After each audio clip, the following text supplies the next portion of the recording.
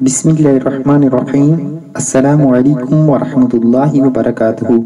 नाज़रीन इकराम, इस्लाम की बुनियादी बातें इस साथीन में हम आपको खुशमदीद कहते हैं।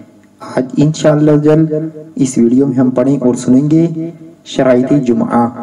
वीडियो आगे शुरू करने से पहले अभी तक आपने हमारे चैनल को सब्सक्राइब नहीं किया तो जल्दी से सब्सक्राइब कर लें और साथ बेल आइकन को भी दबा दें ताकि हर नई आने वाली वीडियो को नोटिफिकेशन आपको मिल सके। बिस्मिल्लाहिर्रहमानिर्रहीम। शराइते जुमा। जुमा वाजिब होने के लिए 11 शर्तें हैं। इनमें से एक भी कम हो तो फर्ज नहीं, फिर भी अगर कोई पढ़ ले तो हो जाएगा, बल्कि आकिल बालिग मर्द के लिए जुमा पढ़ना अफजल है। नाबालिग ने जुमा पढ़ा तो नफल है कि इस पर नमाज फर्ज ही नहीं। या गौसुल आजम के 11 हरूफ की निस्बत से जुमा की अदायगी फर्ज होने की 11 शराइत। नंबर 1, शहर में मुकीम होना। नंबर 2, सिहत यानी मरीज पर जुमा फर्ज नहीं।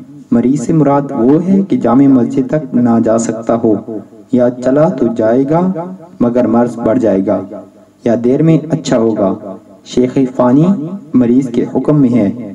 नंबर 3, आजाद होना।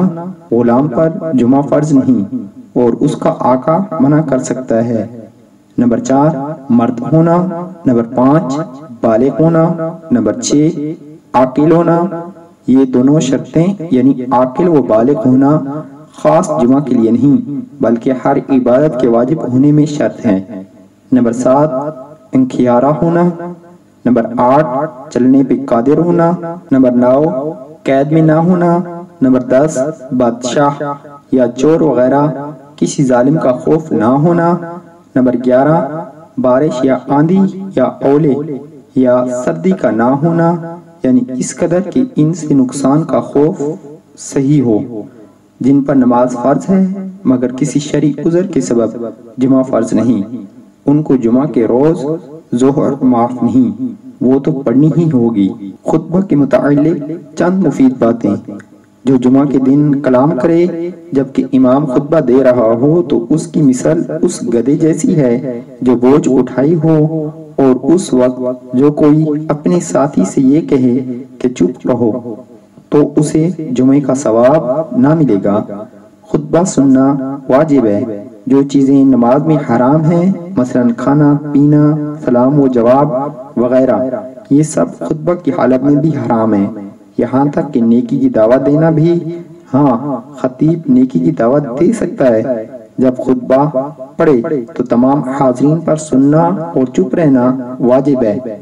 जो लोग इमाम से दूर हों कि खुतबे की आवाज इन तक नहीं पहुँचती, इन्हें भी चुप रहना वाजिब है। अगर किसी को बुरी बात करते देखें तो हाथ या सर के इशारे से मना कर सकते हैं, जबान से नाजायज है।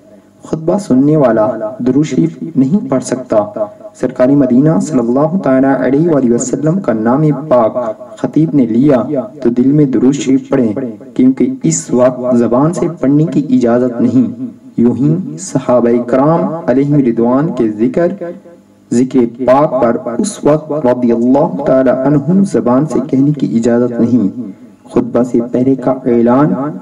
आजकल इल्म दीन से दूरी का दौर है। लोग दीगर इबादत की तरह खुतबा सुनने जैसी अजीम इबादत में भी गलतियां के कई गुनाहों का इर्तिकाब करते हैं। लिहाजा मदनी इल्तिजा है कि ढेरों नेकियां कमाने के लिए हर जुमा को खतीब कबल अज़ान खुतबा मिंबर पर बैठने से पहले ये ऐलान करे। बिस्मिल्लाह के 7 हरूफ की निस्बत से खुतबा के साथ मदनी फूल।